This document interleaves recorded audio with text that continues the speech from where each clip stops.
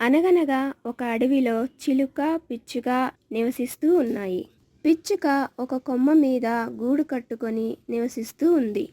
ఇంతలో వర్షాకాలం వచ్చింది. ఒకరోజు కుండపోతగా పెద్ద వర్షం మొదలయ్యింది. పెద్ద గాలి రావడంతో గాలికి పిచ్చుక గూడు ఎగిరిపోయింది. పిచ్చుక ఆ వర్షానికి బాగా తడిచిపోయింది. అప్పుడు ఆ పిచ్చుక చిలుక ఇంటికి వెళ్ళి తలుపు తట్టింది. ఎవరు అంటూ లోపలే ఉండి అడిగింది చిలుక. చిలుక, నేను పిచ్చుకను. గాలికి నా గూడు ఎగిరిపోయింది. ఈ వర్షానికి బాగా తడిచిపోయాను. అంది పిచ్చుక. అయితే నేనేం చేయాలి అంటూ ప్రశ్నించింది చిలుక. వర్షం ఆగే వరకు నీ ఇంట్లో ఉండనివ్వు, నీకు పుణ్యం ఉంటుంది. అంది పిచ్చుక. నా పిల్లలు వెచ్చగా పడుకొని ఉన్నారు, నేను తలుపు తీయలేను అని చెప్పింది. చిలుక మాటలకు బాధపడుతూ పిచ్చుక కొత్త ఇంటిని వెతుక్కుంటూ వెళ్ళిపోయింది. ఈ రోజులు గడిచాయి.